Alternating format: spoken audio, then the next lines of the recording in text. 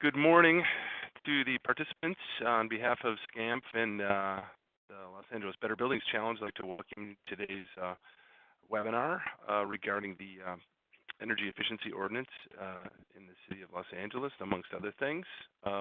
Hopefully everybody can hear me clearly, and we'll get started here. Go ahead and move to the next slide. Just a couple of housekeeping things before we get started. First of all, we're recording this webinar, so if anybody has any fellow staff members or other folks that they want to have listen to this, it'll be available from the Better Buildings Challenge, the webinar. We will be muting the attendee lines, and so there will be no questions kind of during the presentations, but then we'll have plenty of time for questions and answers after the presentation. And the best way to get the questions answered would be submitting them through the chat box, through the WebEx chat box. I'm your narrator, I guess, your MC, John Perfit. I'm the Director of Multifamily with Los Angeles Better Buildings Challenge. I'm also a practitioner of affordable housing. I also run an organization called RNLA, Restore Neighborhoods Los Angeles. But in the context of working with LABBC, I work with multifamily asset managers, mostly in the affordable housing space, on ways to become more energy efficient and doing that in a cost-effective way.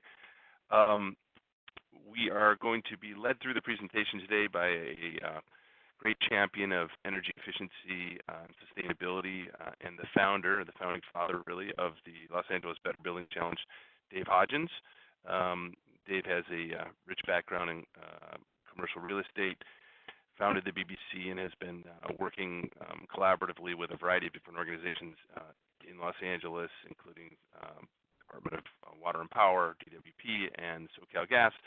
He's also, importantly, a local entrepreneur as well, which informs a lot of his work, I know for a fact. So on to the next slide, and we can kind of move forward and get started here. Great. Thanks, John. I'm going to go ahead now, at this point, after the introduction, turn it over to Dave.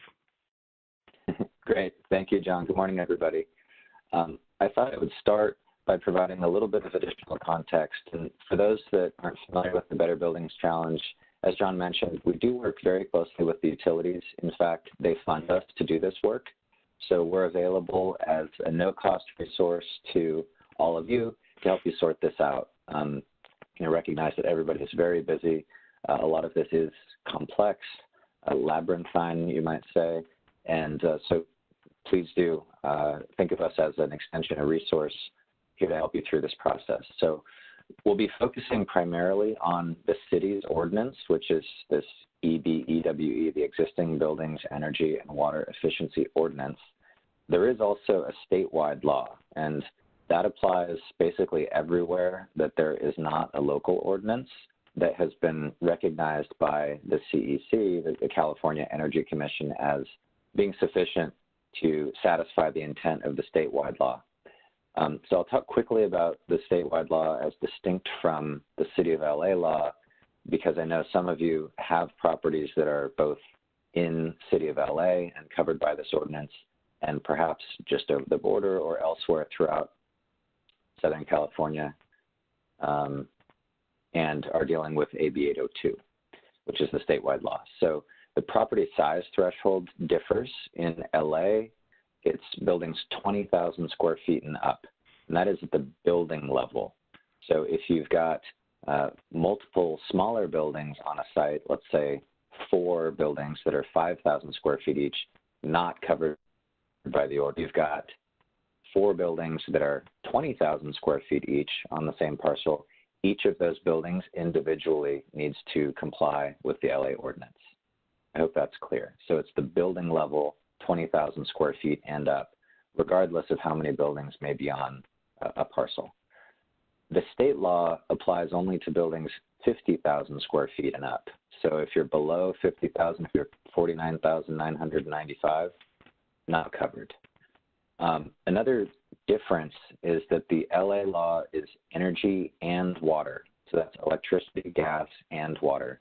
The statewide law is energy only, but water is a huge priority. If you're already at it, you've done most of the work already, adding water is a good thing to do if you have access to the data, of course, which varies depending on the metering configuration and the utilities, the water districts in your area. But in LADWP, the utility does provide aggregated whole building electricity and water data. So that is required for the LA ordinance. That includes in the tenant units, which is a new thing. And also wanted to just underline that. Those of you who have maybe been benchmarking for years, in a lot of cases may have just been looking at the common area unless the building's master metered. Here we're looking at whole building data, so this includes the tenant space. I want to make sure that's clear. Another key difference, and this is the bigger one, and we're not going to go as deep on it today, but if people want to follow up, we hope you will do so, is this performance requirement. The LA ordinance goes beyond benchmarking to say, based on how well or how much room for improvement there may be, there are certain targets that need to be met over time on a 5-year cycle. And I'll get into more detail with that. But the idea is that the benchmarking lead to action.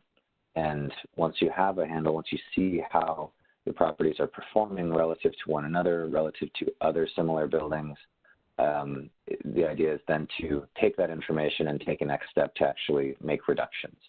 The state law does not have that type of requirement. It's only the benchmarking. However, if you're in San Francisco or Berkeley, and I would just note that other municipalities are looking at passing ordinances like LA's. So Santa Monica, City of San Jose just came out with something, something to be mindful of. And then there is a non-compliance fine if you don't comply in both cases. The state fine is actually significantly higher than the local one, but that's really not the stance that the state or any of the cities are taking at this point. This is, about creating valuable information that will help benefit the properties, benefit the residents, and meet all of our environmental goals. So really not focused on the fines at this point for non-compliance. So I think I covered most of this, but one detail on this slide that's important is if you comply with the local ordinance with LA or even San Francisco or Berkeley, if that's where your properties are, you don't need to do anything further in order to comply with the state law. The city will submit the data to the state on your behalf. So that is, I guess, the takeaway from this slide. If you're complying with the LA ordinance or another qualified ordinance that the state has approved as being sufficient, you don't have to then also comply with the state law. If you're not covered by one of those local ordinances, but your property is in California, you do need to submit directly to the state. And that link there at the bottom is where you can find more information on that. So with that, I'll go a little bit deeper on the city's ordinance. As I mentioned, we've got annual benchmarking. So this is not a one-time, I benchmark once and I'm done. It's on an annual basis. So there becomes this time series of data. So you can see trends over time. And I'll show how that data is turning out so far because it is made public. The next phase is the performance phase, as we call it. That starts in 2020. And I'm not going to go super deep on that, but it is a good time to start planning this, and that's something that we can help with.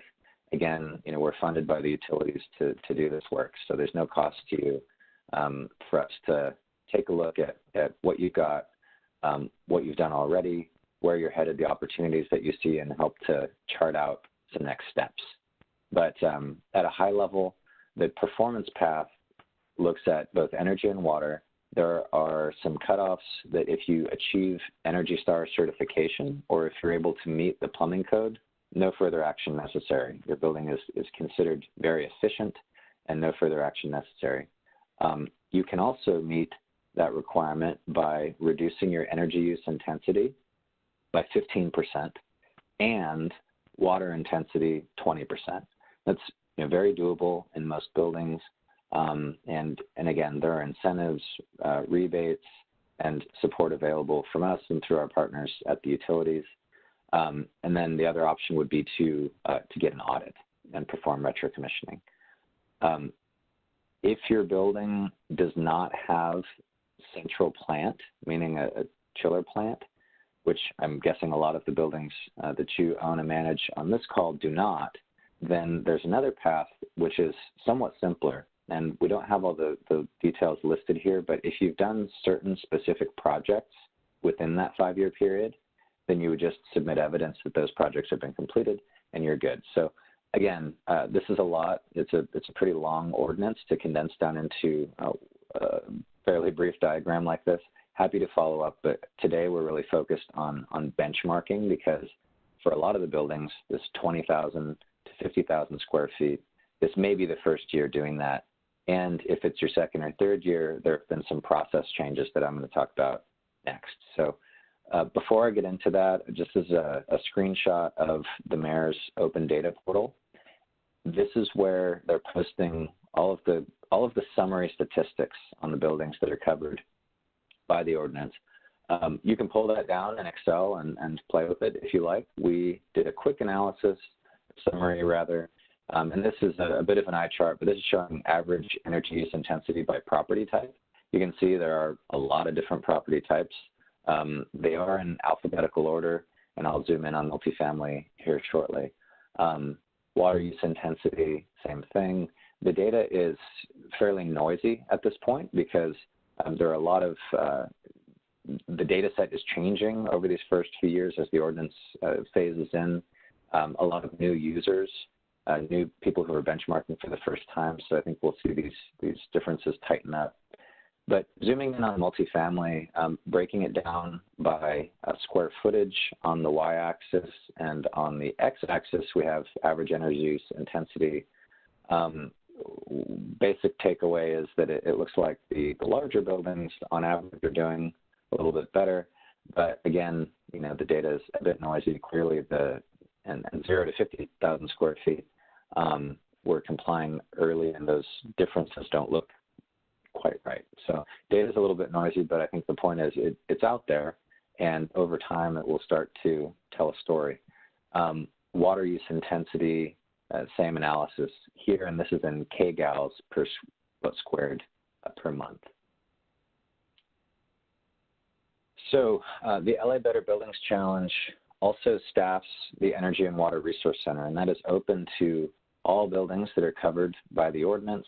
And we offer a range of resources and support services that I'll walk through quickly here now, and provide links to where you can access that information directly.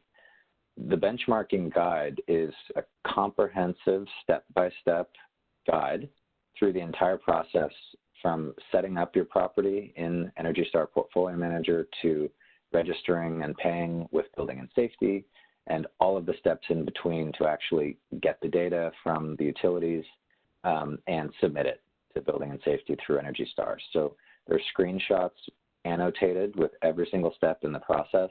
If this is your first year benchmarking, this is the process that you'll want to go through.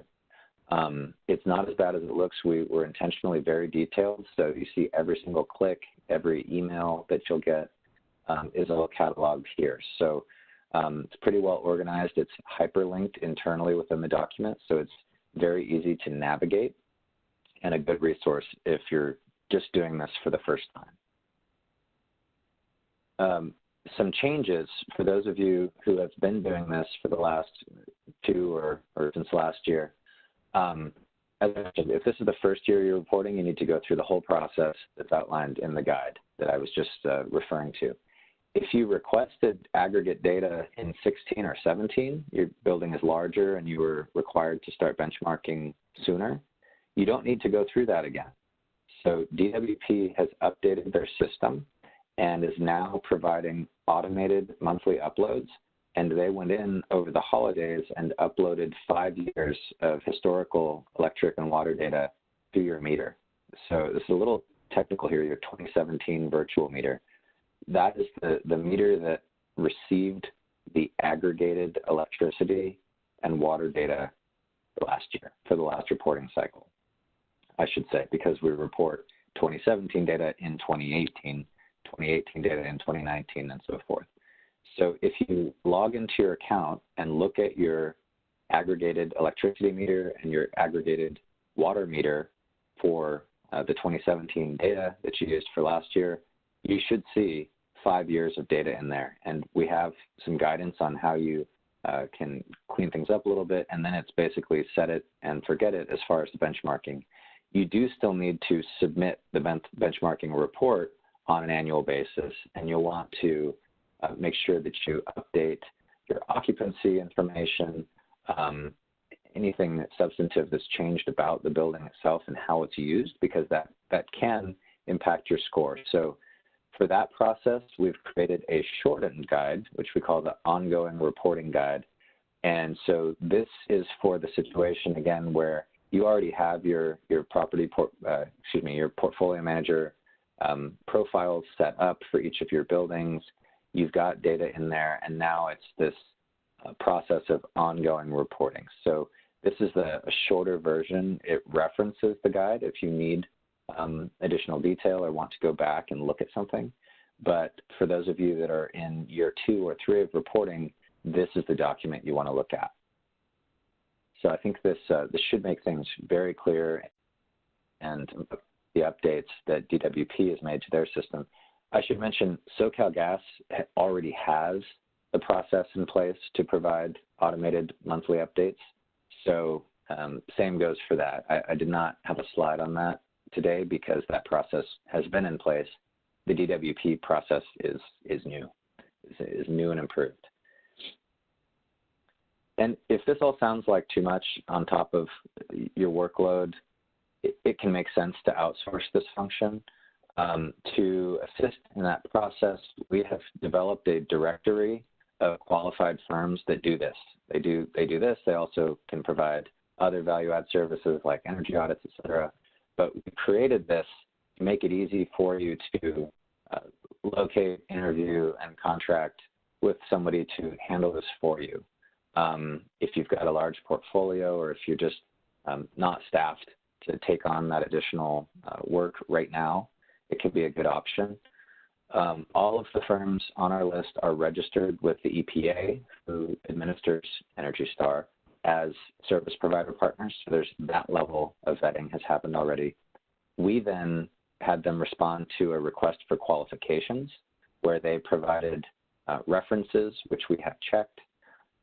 They provided reports from Energy Star on the number and type of buildings that they have certified recently, that they have benchmarked recently.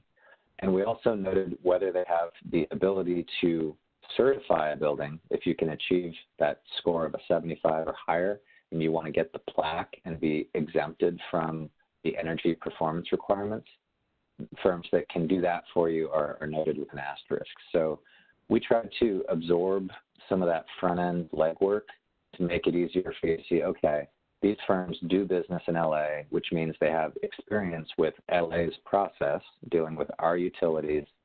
They understand what I was speaking about with respect to what is unique about LA's ordinance versus AB 2.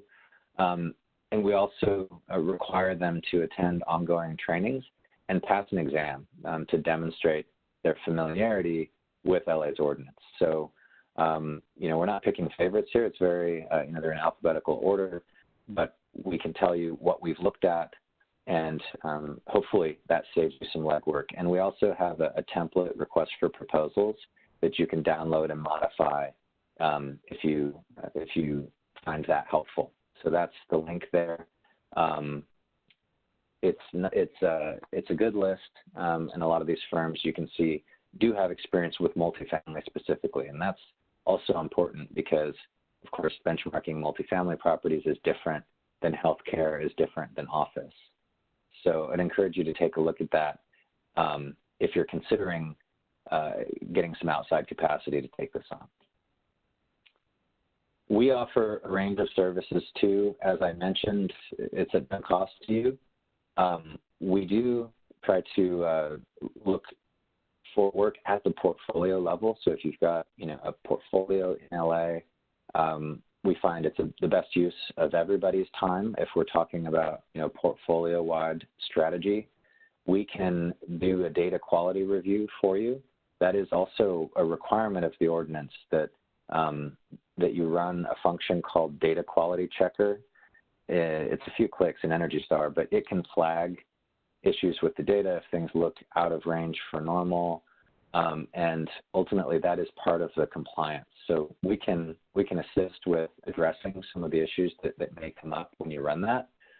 We do not have access to modify your data. We can just get read-only, and we can help you troubleshoot. Or if it's an issue on the utility side, we can point that out as well. So I'd encourage you to take advantage of that. It's a pretty simple process to share access with us. I mentioned the performance phase, and again, I'm not going deep on that today, but again, we're happy to assist in planning for that, help to identify projects that could make sense based on the opportunities that you see in your buildings. We can provide project development support. That's kind of pre-procurement scoping. Help us to understand what your process to buy and build projects looks like. Rebate application support. Again, there's a lot of process here, and so we do nothing but this.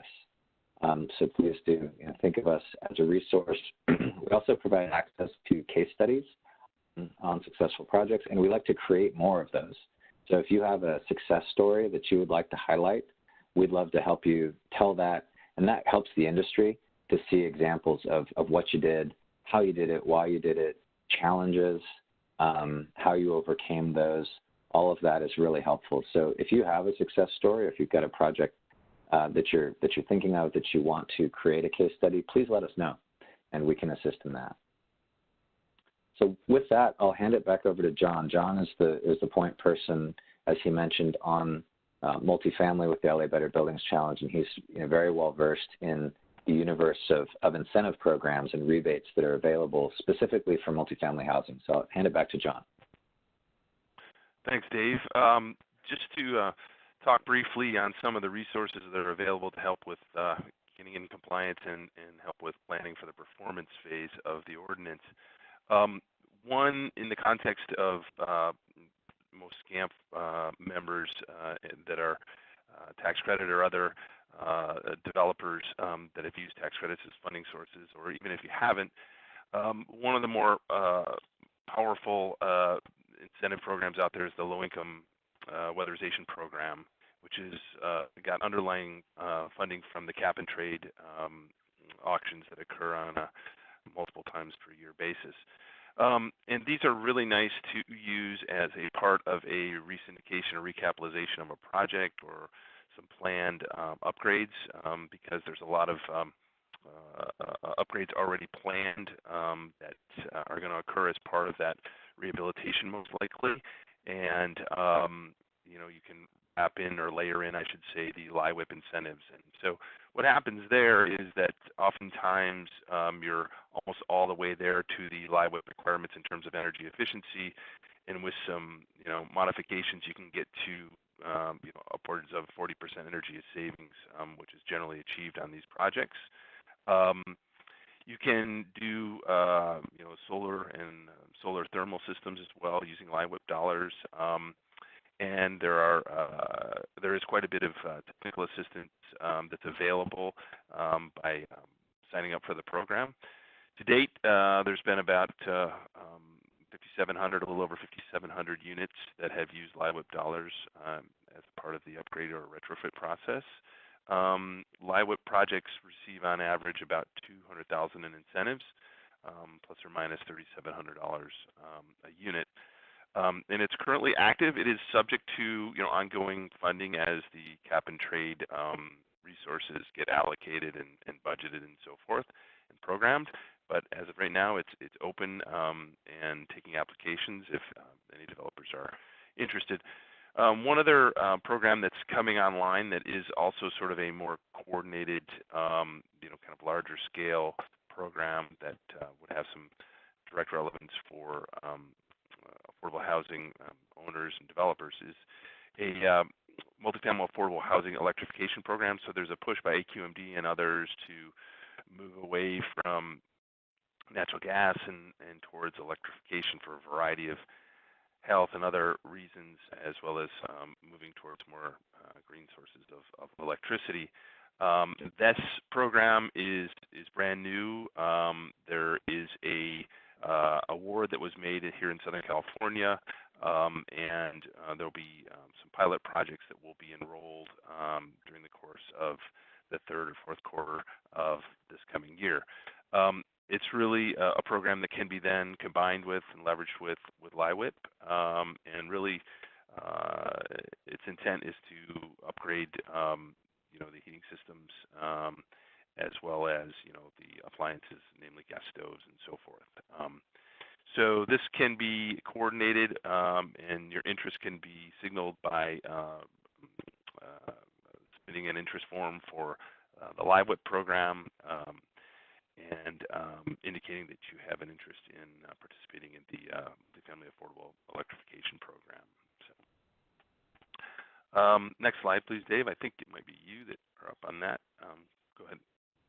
Yeah, that was the end of the presentation. So the deadline for benchmarking for this year, that's your whole building, including the tenant space, electricity, gas, and water, is June 1 of this year.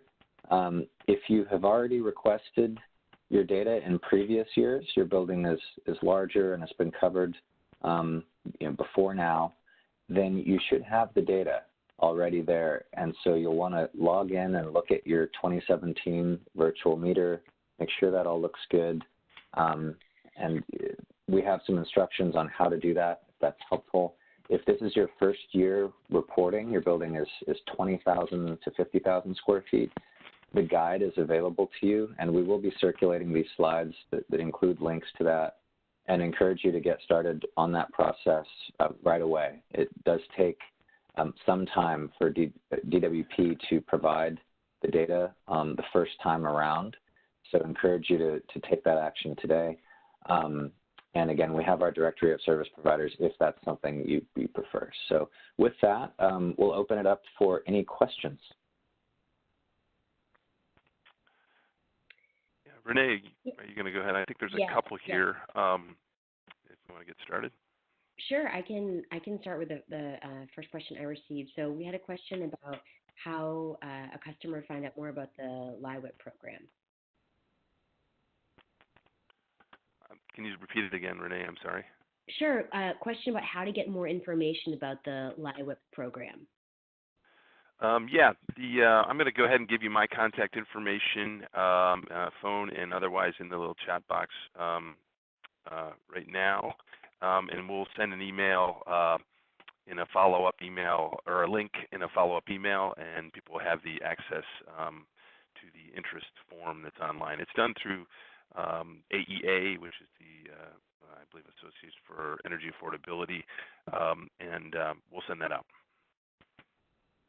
Yeah, we'll include a link to that and contact information for them when we send the follow-up email with the slides and the recording as well.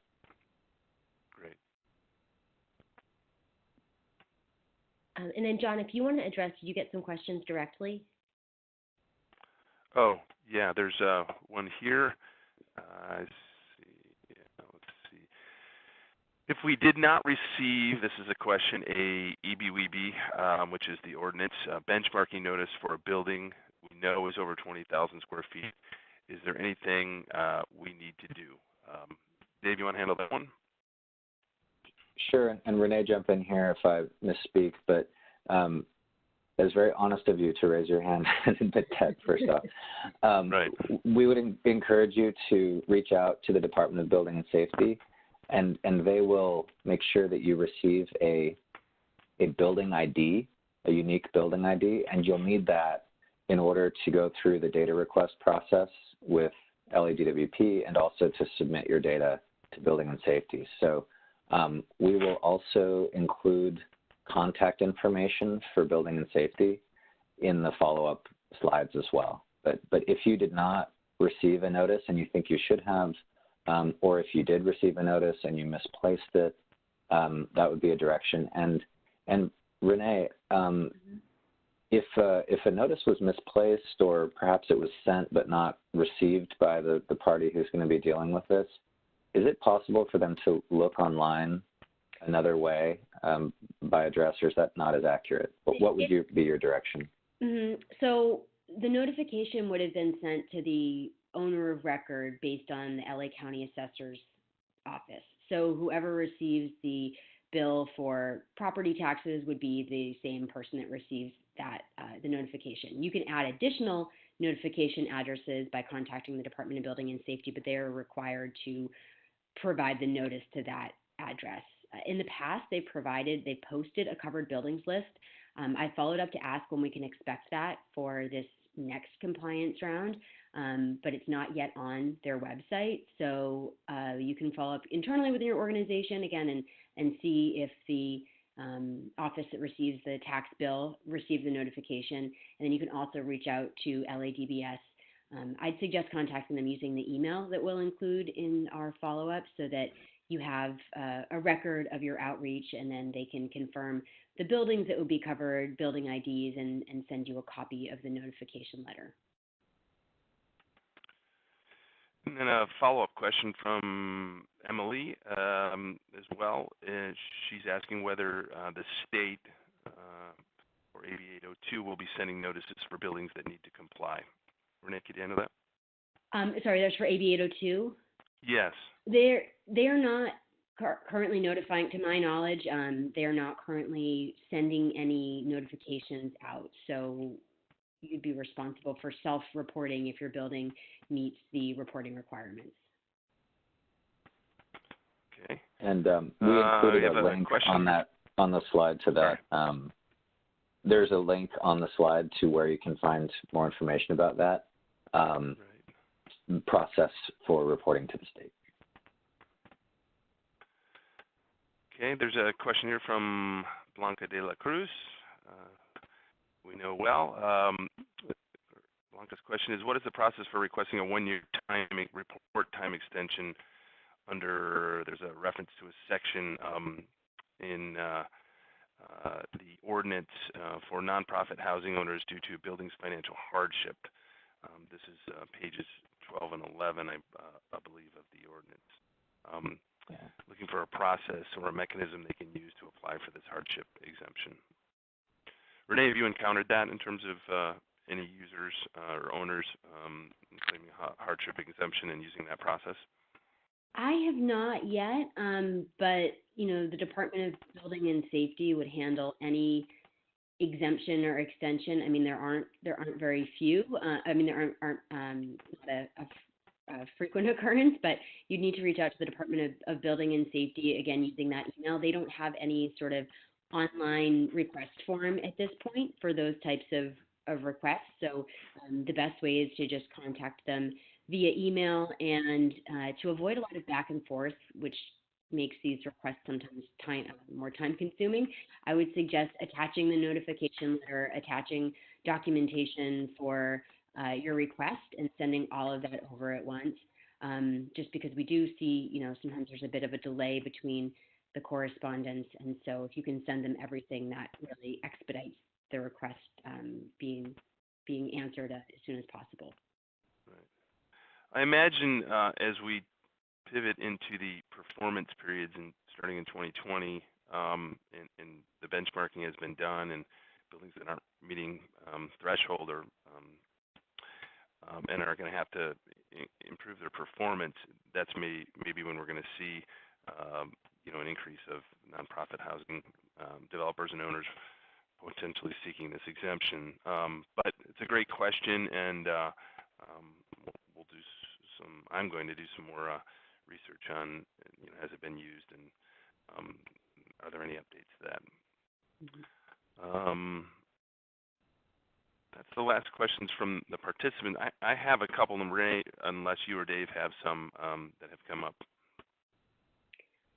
I received one more, and it was a question for how to submit an audit retro commission, an exemption for the audit and retro commissioning phase.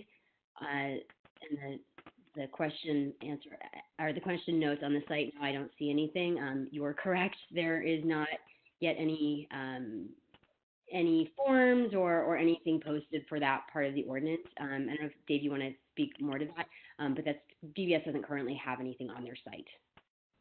Sure, I can speak to that. So that portal is being built as we speak, and you can look out for some announcements about that over the summer. The first due date, as is currently written, is not until January of 2020. So the best advice at this point is to just maintain good records. If you have performed an audit that you believe meets the requirements of the ordinance, and I would encourage you to review the text of the ordinance because it speaks about specific systems that need to be covered. There also needs to be a water audit, and it also includes retrocommissioning. So there are some specific requirements, and I encourage you to just make sure that if you've performed an energy and water audit that it meets those requirements. Same thing if you've been doing projects over time to reduce energy and water use, just to make sure that you've got your documentation filed, and organized so that when that portal does go live, you have it handy. But trust me, the department is working hard to get that process up and transparent. But we're a bit earlier. You're ahead of the game because that's not actually due until January 1st, and that's only for buildings that come up early in the lottery. So most buildings won't have to submit until 2021 or 2022. So please do sign up for updates. You see the link there at betterbuildingsla.com. We do newsletters, e-blasts, as we get updates on important topics like that. So we will be providing updates there. And in the meantime, the best advice is just to just keep your documents filed by building, and you should be good to go. Okay. Renee or Dave, are there any other questions appearing in your chat boxes? I do not have any more questions. I wanted to ask one, Dave. Perhaps you've been working on this for quite a while, and as people start to think about complying with the performance phase, really putting my practitioner's hat on here as someone that's worked in the city of LA for 20 plus years, is there anything you can shed light on in terms of, I would be predisposed to choose the performance path as opposed to the prescriptive path, because it just seems it allows you to make more independent decisions, allows you to kind of invest the way you want to invest. Is there any lessons learned or otherwise from other projects or otherwise choosing one of these two paths? Kind of put you on the spot here. No, that's a great question, and that's exactly the step that the next step that I'd recommend people take is to look at how much have you saved already. Well, first to figure out what's the schedule for each building, and that's based off of the parcel number. So that's the first step, is what is the relevant time period for each building in my portfolio, and that's again determined by the parcel number. Then to look for that time period, assuming you have data for the period for which you have data, how much energy and water have we saved? Where do we know we've done projects? What did we do? Did the projects that we've done match projects that are on that prescriptive list? And the prescriptive list are pretty common types of projects. So the odds are that if you've done some of the best practice, straightforward upgrades like common area lighting upgrades, pipe insulation, things like this, you may be checking off boxes. So the first step is to figure out what is the 5-year period for each property, then how much have I saved energy and water over that time period, and how did I do that? What were the projects that I did to achieve those savings? Then to look at how that compares with those two paths. The prescriptive path, maybe you've done everything on the list except solar thermal, and that's something you've been considering. That may make more sense than to try to squeeze an additional 6% out of the building. So it's going to be very situational and dependent on how much you've done over the time period, what you've done, and then how much time is left until the deadline. if you only have 6 months until the deadline, that will limit your options in terms of what is achievable to do than if you have 2 or 3 years.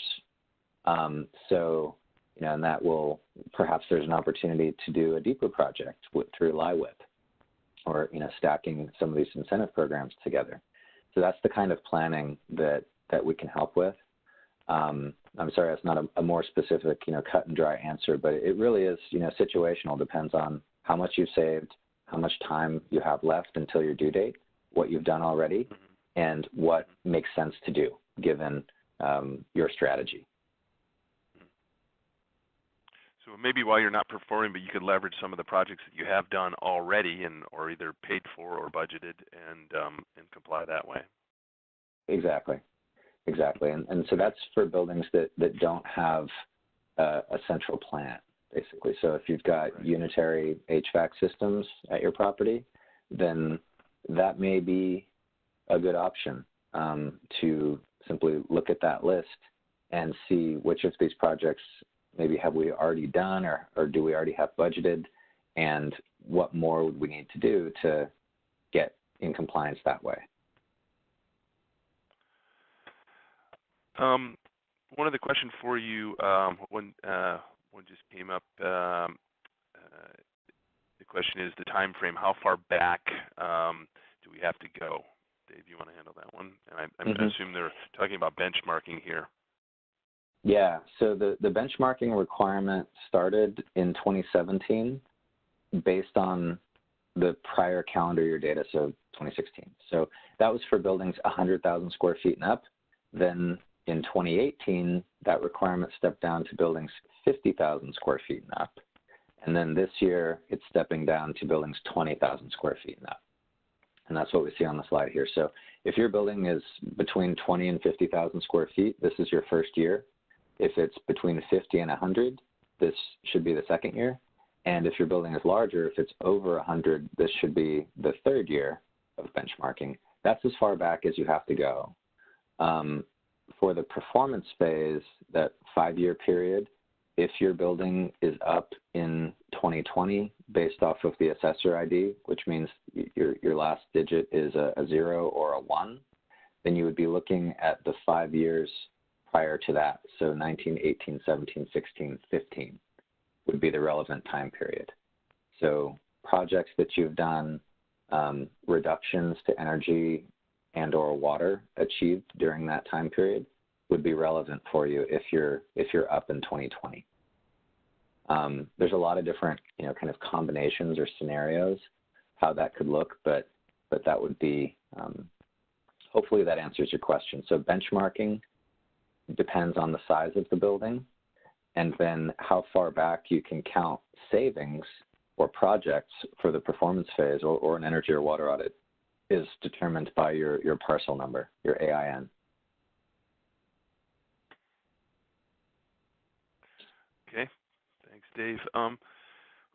One other thing, could you talk, kind of shifting gears from the more technical things, can you talk a bit about another function that the Better Buildings Challenge has, and that's recognition and awards, namely on an annual basis. Because if there are multifamily owners out there that have buildings that are high performers or have programs in place or being put in place, this might be a good opportunity. Yeah, absolutely. We do an annual awards event called the Innovation Awards, and it's actually coming up on March 27th, so later this month. It's open to all property types. This year I was really excited to see good participation from multifamily owners. We actually have 2 portfolios in the finals this year. They're multifamily. HACLA has won in a prior year. So it's a neat event. It's a good opportunity for recognition. We create case studies and videos, and we do public relations support. The mayor's office helps to amplify that, as well as the Department of Energy. Would love to work with SCAMP on that as well, and I think we're discussing that. So that's done, again, on an annual basis, and like I mentioned, we really want to help amplify these success stories because those examples are so helpful for other folks that are are maybe just getting into this, it's newer for them, to have those examples of what's worked, how you did it, what were the benefits is great. And that's something that's an important part of what we do. We talk a lot about the technical, but helping to tell that story and show examples is also super important. So I encourage people to contact us and find out how to get involved. Great. Thanks, Dave.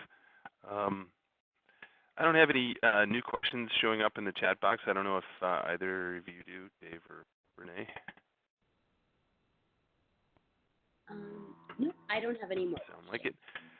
Okay. Do you have a new one, Renee? No more. I don't have more questions. Great. Well, I think that's a good place to conclude. Thank you, everybody, for joining us today. As I mentioned, we will be sending around a copy of the slides.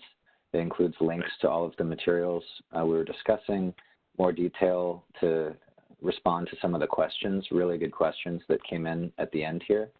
So thank you all, and we'll look forward to working together in the future. Thank you, everybody.